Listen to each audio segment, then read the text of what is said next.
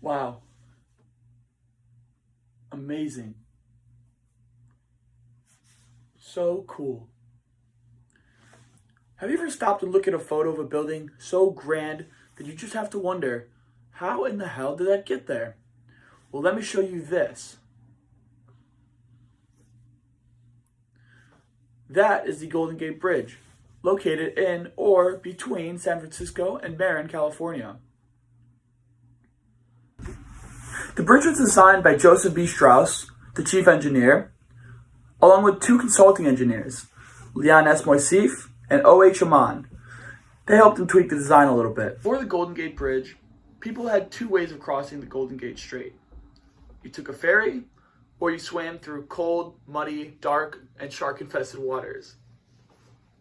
The ferry took about 20 minutes to get you across the strait, and it also cost you $1, which might be equivalent to about $27 today.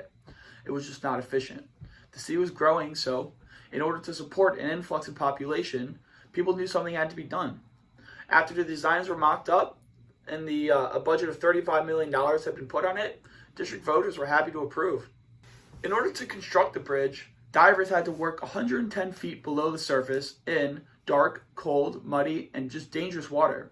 In order to build the towers, they used things like explosive charges, high-pressure hoses, and other means to remove any loose surfaces all the way down to the bedrock. Now, self-contained breathing apparatuses had not yet been invented, so the divers were connected to the surface by a tube that provided them with air. In order to get around the issue of high tides and water surges, the engineers built giant palisades to protect themselves from the water and make a dry work area. The sections of the bridge itself were trucked in and raised into the place by cranes. The Golden Gate Bridge not only helped to grow San Francisco into what it is today, but also had lasting impacts on the construction industry. When planning project costs back in the day, it was assumed that you would lose one man per $1 million spent.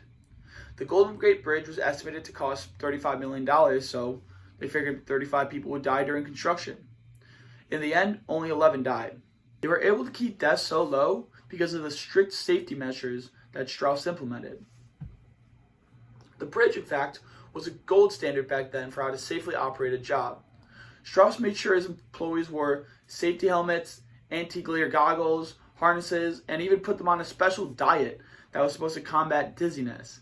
There is a huge safety net installed under the bridge that saved at least 20 lives. Since those times, and partially because of how effective Strauss was at preventing injury, federal regulations have been imposed to make sure accidents are not common on job sites anymore.